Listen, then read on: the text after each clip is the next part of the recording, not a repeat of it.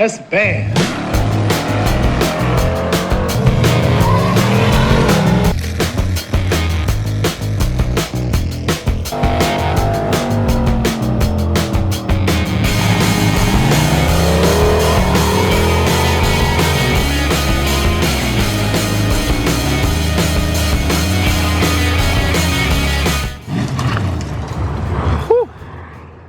All right, the Fiero is ready to get worked on. So for anybody who may not remember, because it's been probably a year since I've actually worked on this thing, this is my wife's 1985, 1986. I always forget which year. She always corrects me because she knows it's her car. I think I always say it's an 86 and it's an 85. Could have that backwards though. Pontiac Fiero notchback. And from here, it looks like a normal blue Fiero with some different wheels and the usual broken headlight gear.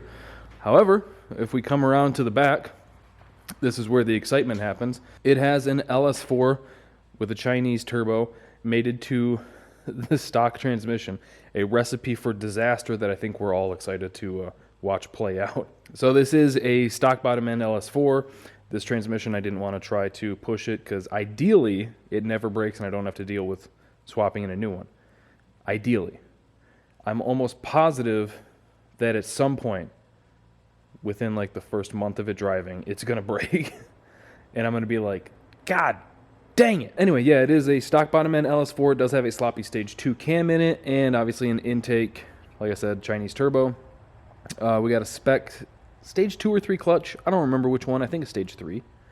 Like I said, it's been a while since I've messed with this. We do have an Aces Jackpot EFI kit on it that I need to finish wiring. And it's really going to take me a minute to just get reacclimated to this car because, like I said, I haven't worked on it in probably close to a year. Like, actually worked on it. I did something a few months ago. Oh, I made I made most of, apparently, a coolant film neck for back here like a month or two ago. But aside from that, I haven't really touched this car in probably close to a year. So it's going to take me a little bit to just get reacclimated to it and remember how I was doing things and then be like, Josh, you idiot, why were you doing it like that? This way is so much simpler. But yeah, it is a 4-speed car, so it does have the fun pedal down there. Everybody always gives me crap about always building automatics. Well, here we go. And I've been dragging my feet on it for probably like 2 years now. What should have been a relatively quick build. We got stuck in parts purgatory for a little bit, and then I kind of lost interest, and that's when we picked up the 55, we picked up the Skylark, basically finished the Skylark. We've done a few cars in between while procrastinating on this, but I've made a promise to myself, and now to you guys, that this thing is not leaving this hoist bay area unless it's under its own power. Because really, it does not need a whole lot, I don't think. I got to fix one line on the fuel system, make a crossover, put a plug on this rail. Fuel system is done. I need to finish the cooling system, which is finish this fill neck, run the hoses from the Mizzier water manifold here down to the stock cooling rails. If you guys don't know, these cars have like stainless steel or maybe aluminum, I don't remember which, cooling rails that go on like underneath that black panel there up to the radiator in front. So we just need to do that. I've got some hose in here to use, and I've got some aluminum pipe for the longer sections, and I need to wire up the Mizzier water pump that's in front. And then the cooling system is done. And then I need to wire the car, which shouldn't really involve a whole lot. I left as much of the chassis wiring intact as possible so that all the lights and everything should work just fine. Fingers crossed. So yeah, really the only things we have to wire up are our Aces Jackpot EFI kit, which is these wires. Everything else looks like plug and play. Like I said, I'm going to take a little bit to get reacclimated to it, but once we do that. This has ran before. I used to have a stock ECU on it. Actually, the one over there on the bench, we'll go over there and show you because nobody actually cares. Everybody knows what a stock GM ECU looks like, but I'm already committed. Yeah, had that in it before with a eBay cut down harness, and it did run for a minute maybe. Yeah, that's when we were doing that, and that fuel line blew off the tank because I apparently just forgot to clamp it. That one wasn't push connect like the rest of the fuel system was, so I just didn't clamp it, and it popped right off there. So it basically just ran off of starting fluid, which is great. Sounded real pingy. It was amazing, but it did run. Oh, and I think that there's an oil plug that I need to put in this oil pan. And the oil pan is probably the most expensive part on this car. See if you guys can see it. Probably can't, but it is from LS4 King, and that is because the LS4 motors don't have their own dedicated starter block boss on the side of the block. On these engines, the starter would have been bolted to the transmission, but our transmission doesn't have a spot for it either, so we had to get this dedicated oil pan that did have a starter block for it, and now the thing starts. Well, not right now, but it has started. Now it works. Yeah, that was very expensive. Took a long time to get everything. Mostly the starter and the little adapter block that it needed. Took ages. So, game plan. I already said I just want to get reacclimated with the car. Remember how I wanted to do everything. And then we'll just start tackling things one by one. I'll probably start underneath the car because, like I said, I need to run the coolant lines. I need to fix that fuel line, and then that's all done. Wire up the water pump. Probably run that to the jackpot. Just that way it can, well, no, that doesn't make sense. I'll just have that on with the key or something. There's no reason for the water pump to be controlled by the ECU. And then once coolant system and fuel system is done, there's one small hole in the floor that I need to patch. Shouldn't take long. I don't know if I'll even bother filming that. And then wire it up, I think. The car already has all brand new brakes, all four corners, new brake lines, basically all the way up to the master cylinder. Master cylinder was replaced, I think when I first got the car, we put a new one on it. Clutch is new, clutch lines are new, clutch master cylinder. I again think I replaced when we first got the car, but that all feels good, so we're not worried about that. But yeah, brand new discs, pads, calipers, all that's good. Got new wheel bearings on it. Yeah, basically everything that I've said, and then an alignment, and truthfully, this thing needs some lowering springs, which is inconvenient because the car itself is very low. Like when you sit down in it, you feel like you're falling over, but that wheel gap is atrocious. That thing needs to come down like a good 2 inches, front and rear. I think the front is actually higher. Oh yeah, front needs to come down like 3 inches. That'll probably be one of the last things we deal with though. Oh, I gotta make a throttle cable bracket too, which is easy. That's just a little 90 piece of 1/8 inch and cut a slot in it. That's no problem. I'm gonna get this thing lifted up and we'll see what we see underneath. It's probably gonna be dusty and spidery and all sorts of stuff under there. Alright, so where I'm starting is over here by the battery tray. Got this lip bent up. It used to be flat. This is just a piece that I welded in, if you want to call those that. Yeah, that was like when I first got the car because the battery tray was all rotted out, so I bubble gummed that in to get it off of this. Got this fitting, this top fitting. Each side of this Mizzier water manifold has 2 ports, an inlet and an outlet. You can split it off either way, however you want to do it. We're going to be going out the same side over here, in and out. I was trying to kind of fit some things up, figure out how best to run this because it's kind of a tight area. Can't really get to it very well from up here. Can't really get to it even weller from down there. I'll get the clamp up here to hold this in place, and then feed this down through. Because the other end of the heater hose for this is like right in here somewhere underneath.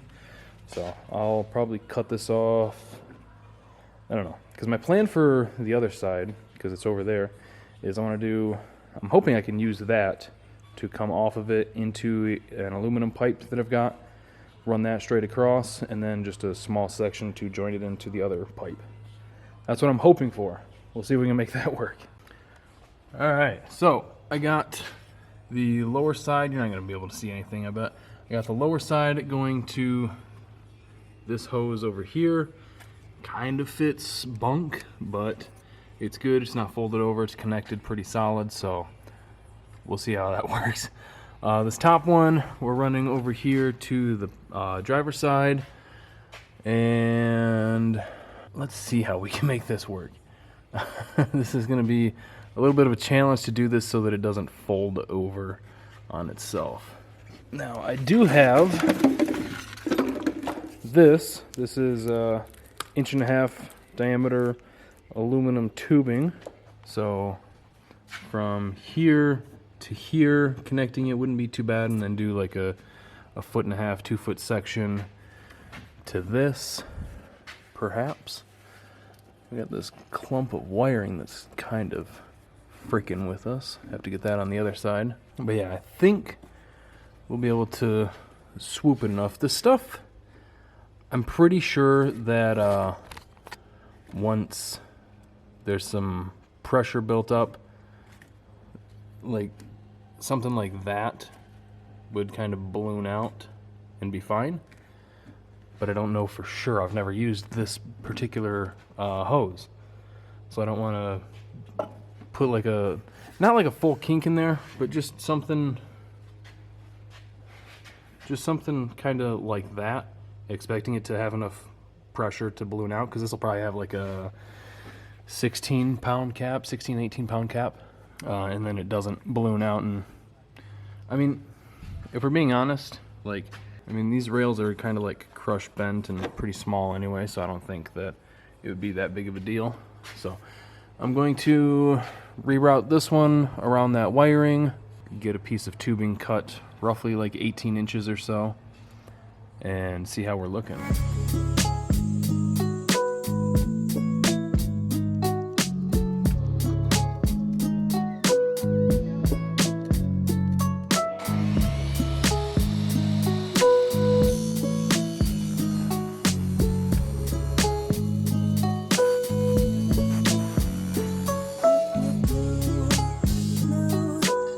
Alright, got the tube up in here. Everything is all clamped, looking good. Got the tube in a P-clamp. Everything's looking good, so that won't move around too much, won't hit the header, get hot, anything like that. We're looking good there. I think I've got pretty much everything underneath buttoned up now. I got the fuel lines clamped. That was kind of a pain in the butt to have to tighten them through here, but we're looking good. I did put clamps on all the hoses up here, so that's all good. Just have to wire up the fan and water pump. So I'm pretty sure I got everything underneath taken care of now, except for that one crucial thing that I'm overlooking that is going to break on the first test drive and send me into a tree. But we'll worry about that after the tree. I know that I still have to add a O2 sensor here, but again, we're not super worried about that. Why did I make that so tight? That did not need to be so tight. That's a real bummer. This is wideband O2. This is NOx sensor. Who uses NOx sensors anymore? Come on, geez. So that's all looking good there. Like I said, I think everything underneath is taken care of.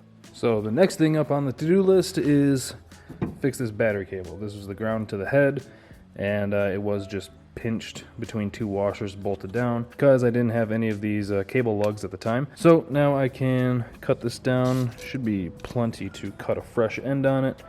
Crimp one of these deals on it. Kind of a thinner cable. I might swap that out for a heavier duty one. We'll use it for now. They're pretty short cables.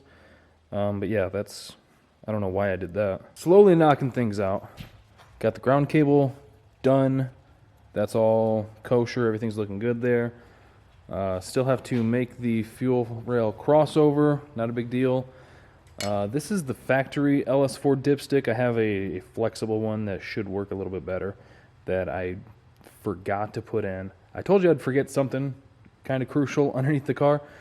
Yeah, I got that in a box on top of the 55. But yeah, got to make the fuel crossover.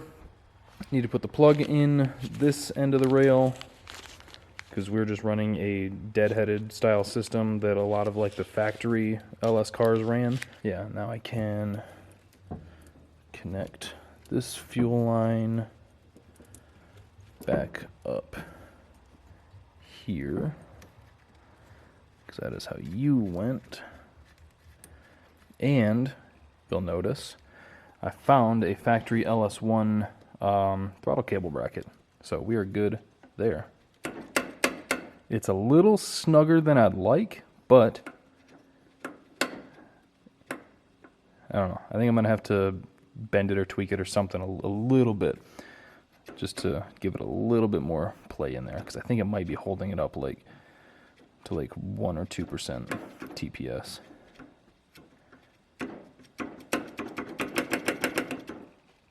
So yeah, might have to bend that a little bit. But making pretty dang good progress on things. Now I've got to run wires hither and thither. Something my mom used to say a lot, hither and thither. Yeah, that'll be out of the way. I'm going to put a P-clamp for that at the head to keep holding the fuel line off the exhaust. We're looking good there. Got this bundle of loose wires here that I don't remember what all of them go to offhand. So I'll have to look at the instructions online. But yeah, we're making hella progress. I think I might either have to pull this off and drill and tap it for a plug, or I might be able to bend this forward. Theoretically, everything should clear the stock deck lid, but you know. So next up is, I don't know, I should probably lift it up and take care of that dipstick before I forget. Got this thing back up. Dipstick is in.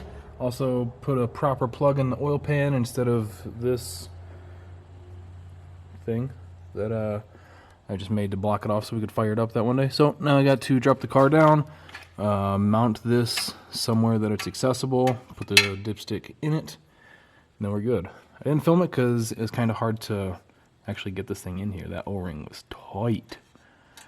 Had to put a bolt on the side of the block here and like pry it down in. So that's good. Shouldn't leak. Very nice. Very nice. Very nice.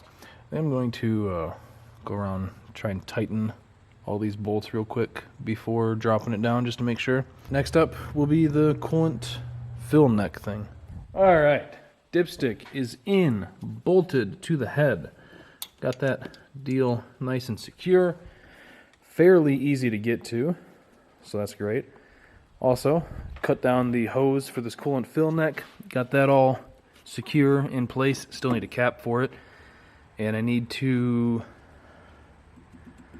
figure out how I want to run the steam vent line.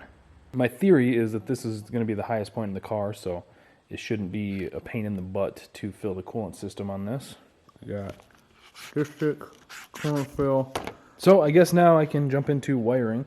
I need to look up the instructions, see how I want to do this, but shouldn't be too bad. I expect it to be pretty similar to a Holly or anything like that. Most of these are going to be for like outputs or sensors or things like that, like optional stuff for the most part. At least that's what I'm expecting. Got to route this battery cable a little bit better just so it's not so in the way. Yeah, I'm gonna start tackling that. Got the charge pipe off, cleaned up the wiring a little bit, just zip tied it into like one big clump and ran the battery cables over there.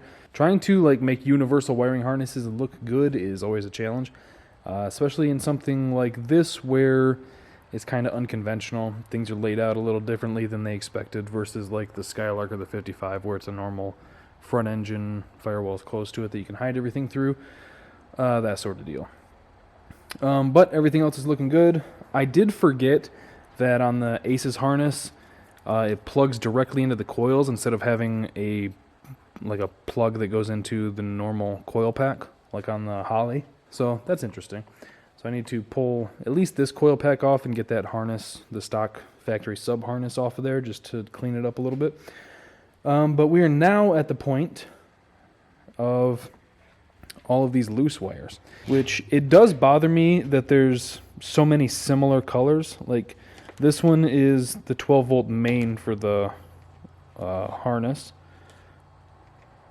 Well, it says that, but the battery one should be the 12 volt main.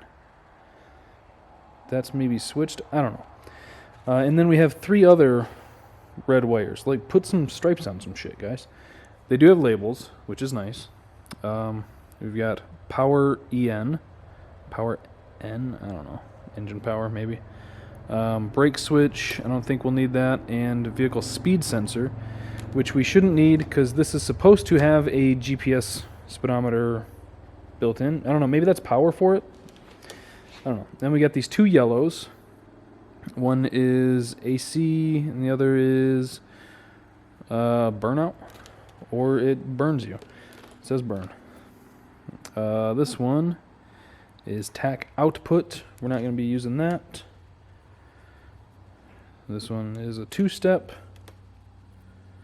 This one is a rev limiter. Interesting. Okay. This one's launch control. This black one is waste 2. Don't know what that means. This one is waste 1. And then we've got 2 here. One is a purple. No idea what it goes to. And then there is this orange one down here too. And there's this one. That one might be the switched 12 volt. So I'm going to look at the instructions real quick and try to figure out what the frick I'm doing here. I think I've got everything. Pretty sure. It wasn't quite as clear as I had hoped. But again, that's because I got a used harness. So just kind of deciphering things and going as we go, you know. But I'm going to start making some connections and we'll see how far we can get. All right, it is the next day once again. Took a little break from the car to work on some other stuff. So I don't remember where we left off. I think it was with wiring up some of the stuff from the Aces, which that's all taken care of. The only wires left to do are the switch 12 volt and wire up the fan and water pump. Aside from that, all the wiring should, you know, fingers crossed, knock on strut tower, should be taken care of. So the next thing I want to do real quick is weld in a bung for the O2 sensor. We're going to put that right in this neighborhood, I think. Maybe up here a little bit just to make sure that once it's on there, there's room. It doesn't like warp one way or another and then go into the frame rail there. So we'll probably put it right about like that. So I'm going to pull that off. I should have at least one stainless one laying around. The fittings to do this fuel crossover should be here anytime now. All right.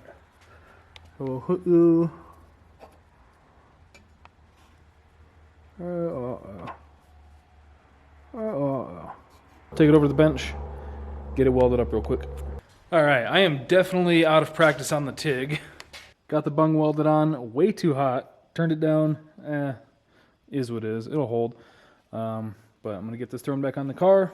We can get, that's all taken care of. Move on to the next thing. Oxygen sensor checked off the list, and I don't know if this sensor is even any good. Probably gonna have to replace that. And sounds like it's about to start raining any second. So like I said, waiting on the stuff to do that crossover. I could do the vacuum lines real quick. Need to plumb up the blow-off valve and wastegate. Just gonna run it off spring pressure. I think I'm gonna have to double check that.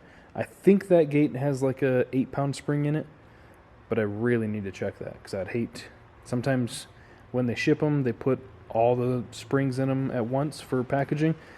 That could have like 22 pounds worth of spring in it, which this thing does not need to make that much. This thing needs to make like 5, 6, 7 pounds of boost, and we're good. Waiting on the map sensor 2, just putting a 3-bar in it because I'm pretty sure the Aces, it says that it comes with a 3-bar, so if I get a 3-bar, shouldn't have to mess with that too much. Let's see, next up on the list we got the wire the fans, get the O2 sensor, because like I said, I don't know if that one's any good. Alignment, not doing that. Check fluids, not doing that. Yeah, it looks like next up we're doing vacuum lines. So we'll have our main signal to the wastegate coming off the turbo housing there. That'll be fine. The blow-off valve, however, needs to get manifold vacuum. That way when you snap the throttle body closed, it sees that vacuum and it opens the blow-off valve. So the only place I think for this one is right in the gooch back here. I don't think that there's any more anywhere else.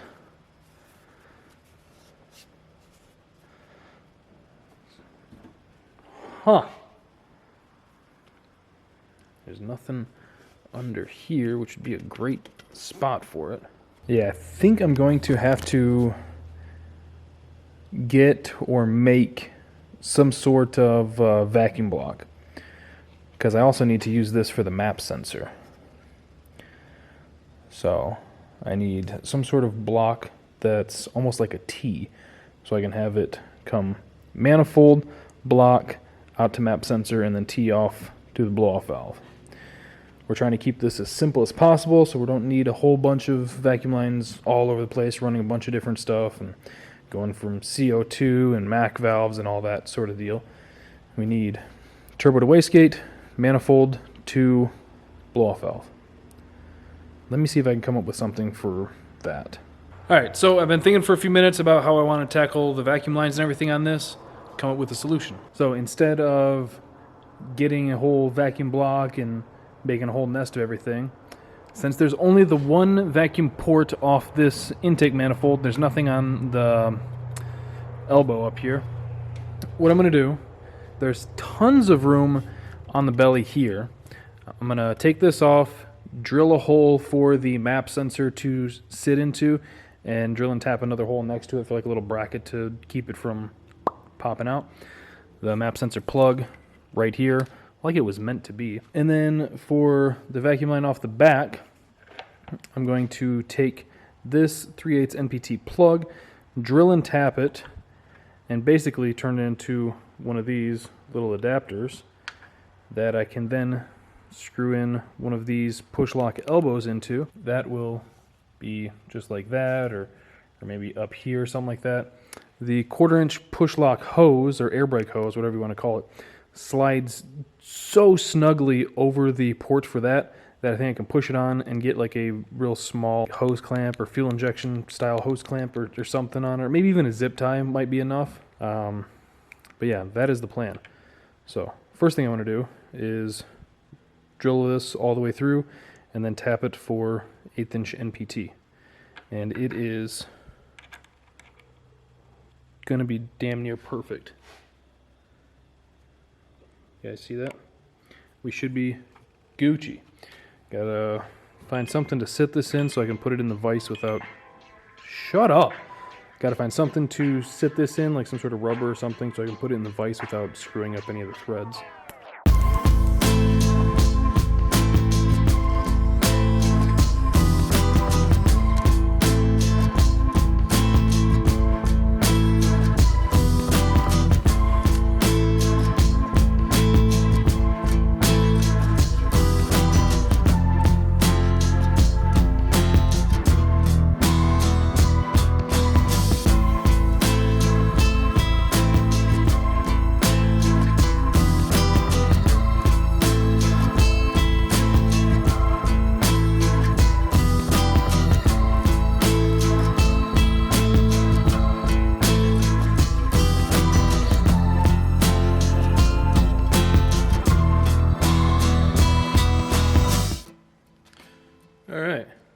All the way through, you can kind of see the threads. Didn't turn out the cleanest, but it should work perfect. So we got the fitting in there, all that's looking good. Got the line ran under the intake to the blow-off valve. All that's looking perfect. Now, we can move on to getting the map sensor in here. And that did just show up. It is just a basic 3-bar, so I'm going to struggle to get this out of the bag. So I need to measure what size this is, so I know what size hole to drill. This is 4/3 is like right at it. Get some squish to about 4/0. So if we drill it at about 4/0, that might hold it in there. You're gonna be bigger. Yeah, you're 4/6. 4/3. Maybe a hair loose. Trying to do this one-handed. Ooh, this might be perfect. And pull this elbow off, drill the hole on the underside, get that plugged in, and then fuel crossover, tighten the fuel fittings, make sure those are good. For now we can just run a jumper wire from this over to the battery, go through the ECU, do like some sort of setup wizard thing, whatever it's called with the aces, and then we might be able to try to fire this thing up. That would be super sick.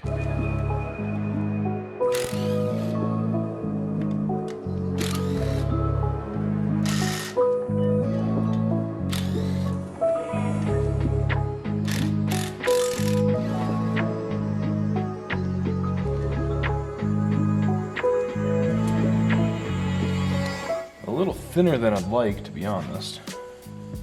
Yeah, this whole thing's only maybe 1/8 inch.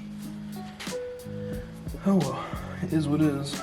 We'll try and put it right about there.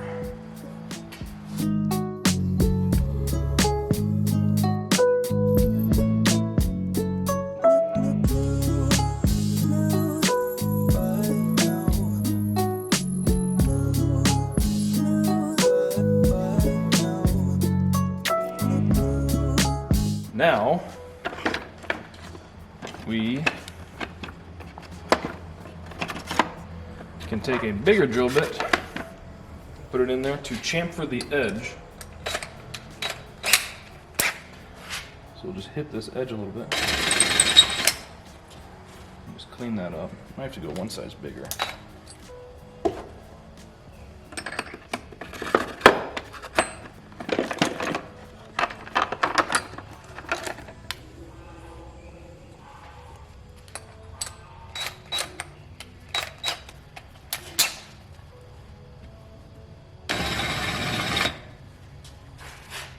There. Nice and clean. Let's see how well our sensor fits.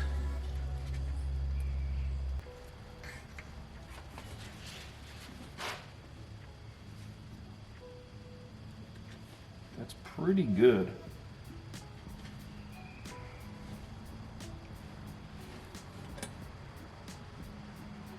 That's pretty good. That might actually stay in there. I'm pushing on it pretty good. That might actually stay in there on its own without having to drill and tap a little thing to hold it.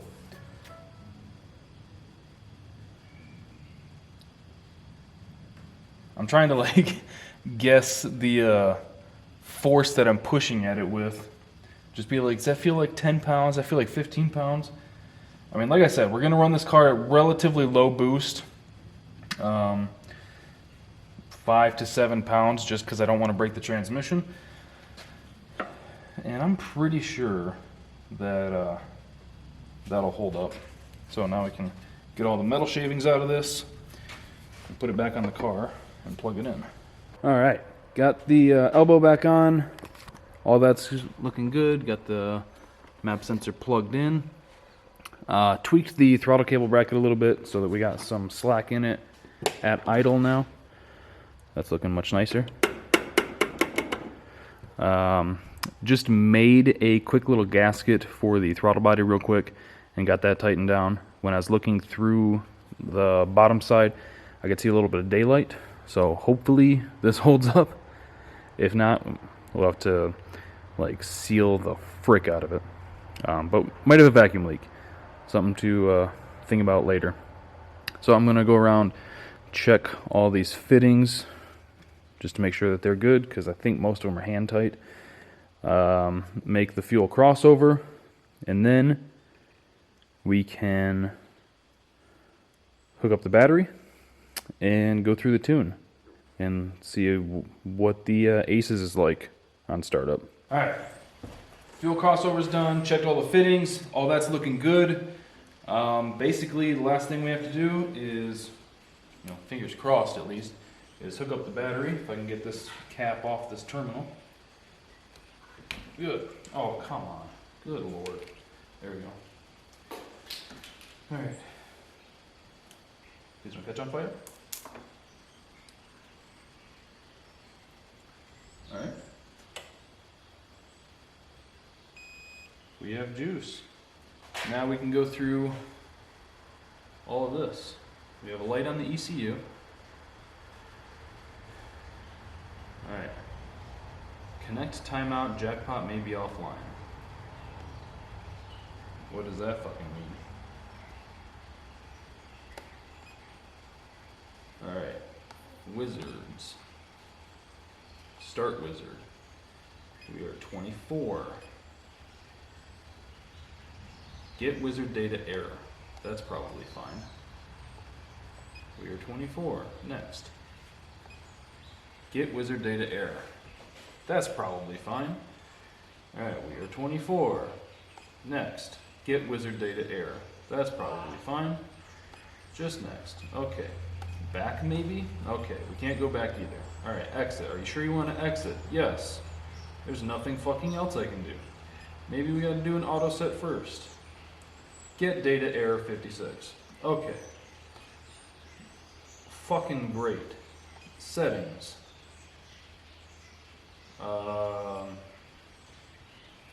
Tuning.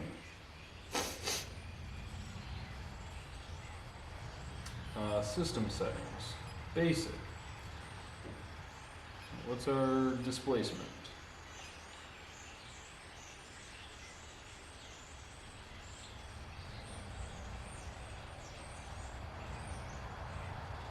We do have everything hooked up, right?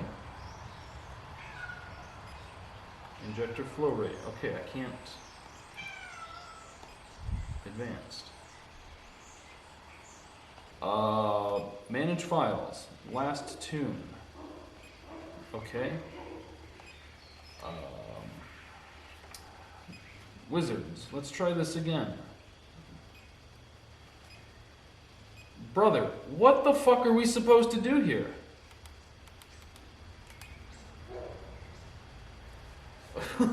What?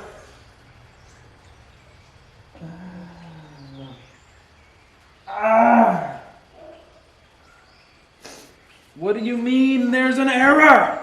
I don't. Connect timeout, jackpot may be offline. How? What else could I do differently? Everything's hooked up.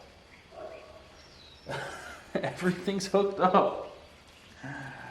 I read the instructions. Oh my God, dude. My brother in Christ. This. All right, something is something, but I don't know. All right, well, on the bright side, we made a lot of progress on the car. I'll have to figure out what's going on with this thing. Get a hold of Iron Vulture and see what's up. Because, like, start wizard 24. Next. Yo, you guys can't read that, my bad. Get wizard data error. Can't go back. So just have to exit. Sure you want to exit? Yes. Back. You go home. It says connect, timeout, jackpot may be offline. Again, you can't read that, my bad. So I was hoping to end the video with actually starting the Fiero, hearing it idle, maybe a couple quick little revs, and then be like, yeah, victory, the wait was worth it. We're all happy again. Obviously, that's not the case. So I will get a hold of the guys at Aces and see what the frick is going on and how we fix it. Hope you guys are just enjoying the Fiero content. Maybe in the next video, we can actually start this thing and hear it for the first time in like a year. Anyway, hope you guys enjoyed the video. Thank you for watching. Thank you for subscribing and clicking that bell to get the notifications. I'll see you next time.